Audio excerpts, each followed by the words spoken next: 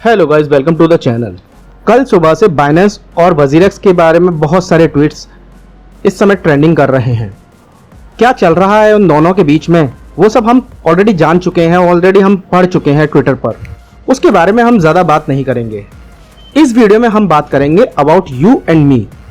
हम अपनी बात करेंगे इस वीडियो में कि हम लोग इन दोनों की जो बड़े एक्सचेंज है, जो मेजर एक्सचेंज है, एक वर्ल्ड का मेजर एक्सचेंज है, एक इंडिया का मेजर एक्सचेंज है, सबसे बड़े एक्सचेंजेस हैं दो। ये दोनों आपस में कहीं ना कहीं पब्लिक प्लेस पर लड़ रहे हैं, पब्लिक प्लेटफॉर्म पर लड़ रहे हैं। और इन दोनों की लड़ाई के बीच में हम लोग कहाँ स्टैंड करते हैं, हम लोग कहाँ फिट होते हैं।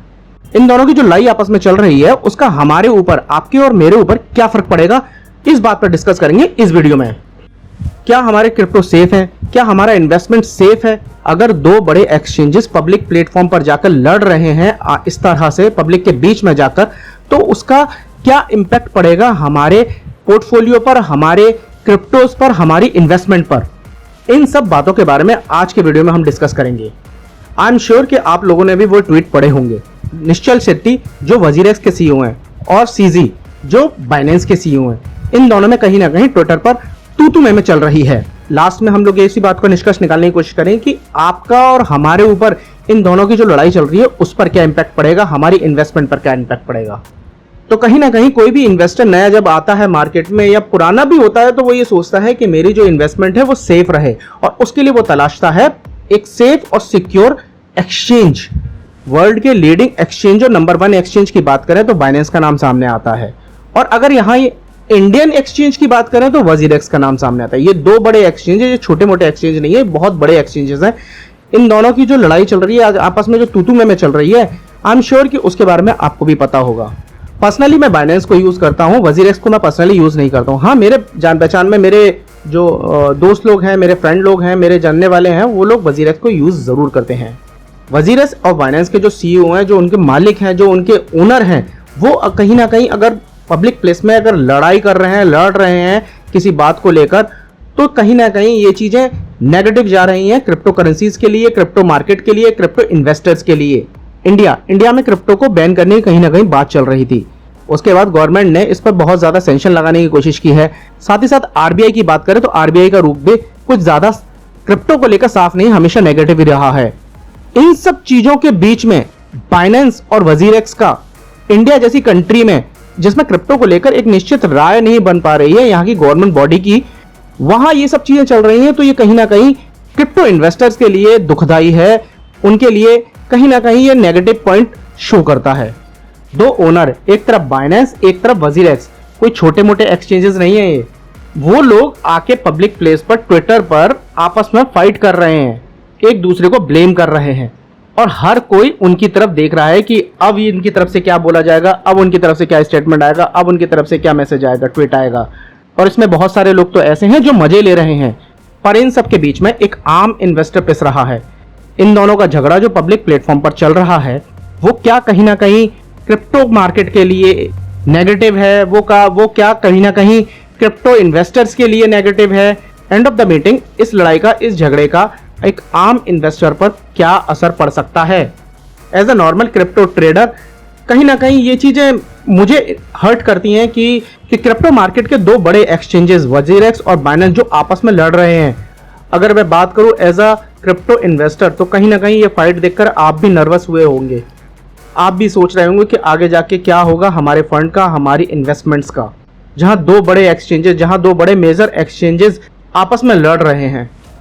आई थिंक कि ये चीज़ें पब्लिक प्लेटफॉर्म पर, पब्लिक डोमेन में नहीं होनी चाहिए। अगर कुछ ऐसी मिस हैपनिंग हो गई हैं तो आपको आपस में मिलकर बैठकर एक प्रॉपर कम्युनिकेशन माध्यम के थ्रू आपको उन सब चीज़ों को सॉल्व करना चाहिए। ये चीज़ें पब्लिकली नहीं होनी चाहिए। ये चीज़ें आपस में बात करके, आपस में अंडरस्टैंडिंग बना के आप सामने लेकर आते कि हाँ भाई ये चीज़ें हैं और इस तरह से हम दोनों ने निष्कर्ष निकाला है कि इस तरह से करना, इस तरह। उससे क्या है कि पब्लिक को एक फेथ रहता है कि हाँ भाई चलिए, जो प्रॉब्लम्स चल रही हैं इंटरनली, जो प्रॉब्लम्स चल रही हैं एक्सचेंजेस में, वो सॉल्व हो गई हैं, वो आपस में डिसॉल्व कर ली गई हैं। क्रिप्टो मार्केट की बात करें तो लोग आजकल वैसे ही डरे हुए हैं। लोग इन्वेस्टिंग के नाम से बहुत ज़्यादा पैनिक हो जाते हैं कि भाई एक तो मार्केट इतना नीचे है, और दूसरा इन सब चीज़ों की नेगेटिव जो न्यूज़ आ रही हैं, वो सब चीज़ें कहीं ना कहीं एक आम इन्वेस्टर्स को, एक आम ट्रेडर को इन्वेस्ट करने से रोकती हैं, इन्वेस्ट करने से मना कर रही हैं। ठीक है, मार्केट अभी ऊपर की तरफ जा रही है, बियर मार्केट में अभी हम ट्रेंड कर रहे हैं। ऑल टाइम हाई से मार्केट अभी अपना करीब 70-80% डाउन में है, पर धीरे धीरे अप हो रही है। कुछ अच्छी साइन नज़र आ रहे हैं, कुछ अच्छे प्रोडिक्शंस नज़र आ रहे हैं, पर इन सब चीज़ों के बीच में इन सब इस तरह की बातें निकल कर आना कहीं ना कहीं मार्केट के लिए एक नेगेटिव साइन है जो ठीक नहीं है। आज की तारीख में एक आम इन्वेस्टर ये कह रहा है कि मेरे जो क्रिप्टोज पड़े हैं, चाहे वो वजीरेक्स में हो या बाइनेंस में, क्या वो सेफ हैं?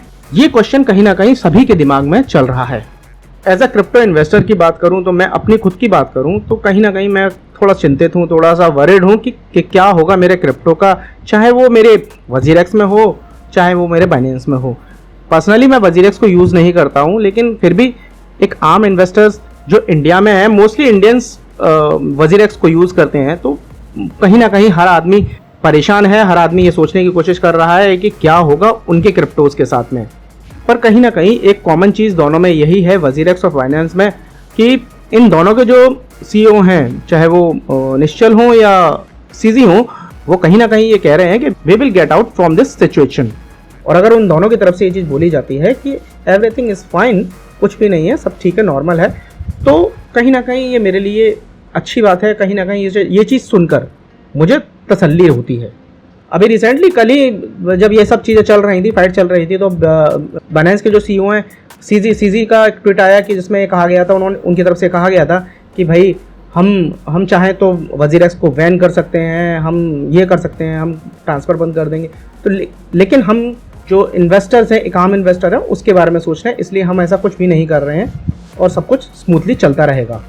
वहीं वजीरेक्स के जो सीईओ हैं निश्चल शेट्टी, उनका भी एक ट्वीट आया था, एक आम यूजर्स के लिए ट्वीट किया था कि आप लोग आइए आराम से वजीरेक्स में और ट्रेडिंग कीजिए, सेल कीजिए, खरीदिए। ये चीज़ें मैटर नहीं करती हैं कि हमारी आपस की जो चल रही है उससे कुछ भी प्रॉब्लम है, आप स्मूथली अब अपना ट्रांजैक्शन कर सकते हैं।